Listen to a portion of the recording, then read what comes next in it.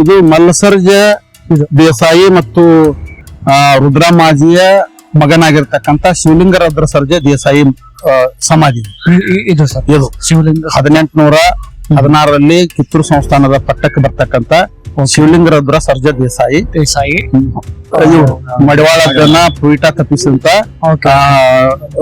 ದೇಸಾಯಿ ಅವರು ಇವರು ಅವ್ರ ಸಮಾಧಿ ಸರ್ಜ. ಇದು ಬಾಳ ಸಾಹೇಬ ಅಥವಾ ಅವನಿಗೆ ಇನ್ನೊಂದು ಹೆಸರು ಶಿವಬಸವ ಸರ್ಜೆ.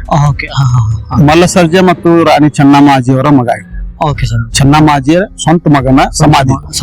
Okay sir. ಅಲ್ಲಿದೆ ಅಲ್ಲ.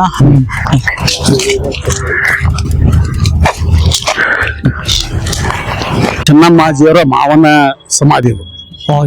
ಇದು ವೀರಪ್ಪ ದೇಸಾಯಿ.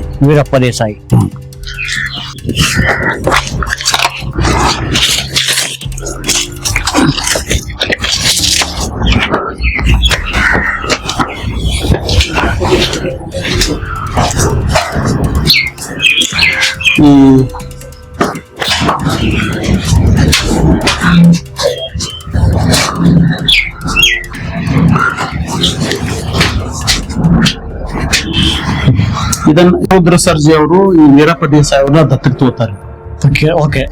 ಫಕೀರ್ ರುದ್ರ ಸರ್ಜನ ತಮ್ಮನ ಮಗ ಇವರು ವೀರಪ್ಪ ದೇಸಾಯಿ. ಇವರನ್ನ ದತ್ತಕ್ಕೆ ತೆಗೆದುಕೊಂಡು ತಮ್ಮನ ಮಗನ ದತ್ತಕ್ಕೆ ತಗೋತಾರ್ರಿ. ತಗೊಂಡು ಇವರನ್ನ ರಾಜ್ಯಭಾರ ಮಾಡ್ತಾರೆ. ಮಲ್ಲಸರ್ಜಿ ಅವರ ತಂದೆ ದತ್ತಕ ತಂದೆ. ಮಲ್ಲಸರ್ಜಿ ಅವರ ದತ್ತಕ ತಂದೆ ವೀರಪ್ಪ ದೇಸಾಯಿ ಅಂತ ಅವ್ರ ಸಮಾಧಿ. ಇಲ್ಲಿ ಇರ್ತಕ್ಕಂಥದ್ದು ಇಲ್ಲಿ ಒಳಗಡೆ ಅಂಡರ್ ಗ್ರೌಂಡ್ ನೋಡಿದೆ.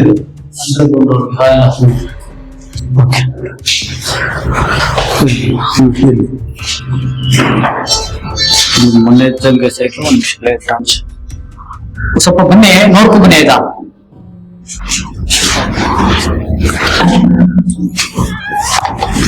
ಕಾಲಿಲ್ಲ ಹತ್ರ ಬನ್ನಿ.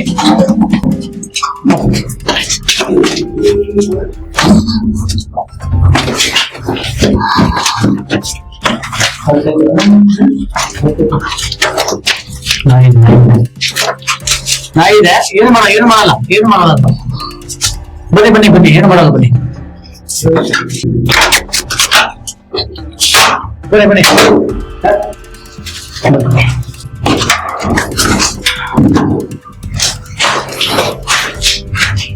ಈ ರೀತಿ ಪ್ರತಿಯೊಂದು ಸಮಾಜಗಳಿಗೆ ಇವಾಗ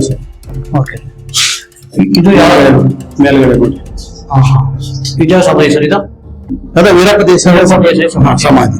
ಅದು ಮೇಲ್ಗಡೆ ಫ್ಲೋರ್, ಈ ಕಡೆ ಇದು ಮೂಲ ಸಮಾಧಿ. ಇಲ್ಲಿ ಅಂಡರ್ ಗ್ರೌಂಡ್ ಒಳಗಡೆ ಗುಪ್ತ ಮಾರ್ಗಗಳಿವೆಲ್ಲ. ಈ ಕಡೆ ಲೈಟ್ ಚೂರಿ ನೋಡ್ಕೊ ಬನ್ನಿ. ಅಲ್ಲಿ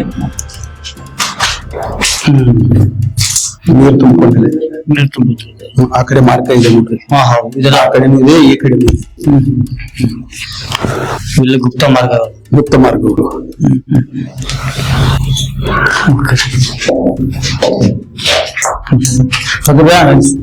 ನಿಧಾನ ಅಲ್ಲ, ಮತ್ ನೀವ್ ಒಳಗ್ ಹೋದ್ರೆ ನಿಮ್ಮಂತ ಯಾಕೆ ನಾವ್ ಹೇಳ್ರಿ ಬನ್ನಿ.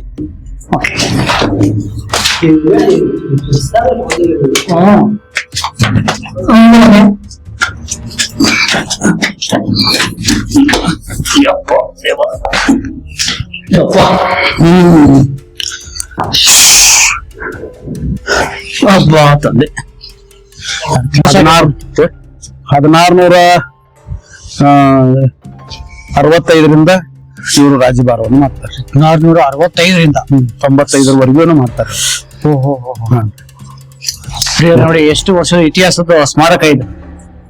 ಅವ್ರ ಸಮಾಧಿ ಇದೆ ಸರ್ ಇದು? ಅವ್ರ ಸಮಾಧಿ ಇದೆ.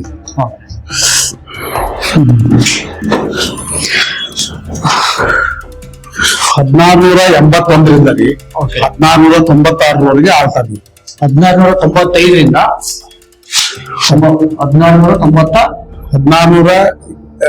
1681ರಿಂದ 1695ರವರೆಗೆ ಇವರು ಆಳ್ವಿಕೆ ಮಾಡ್ತಾರೆ. ಓಕೆ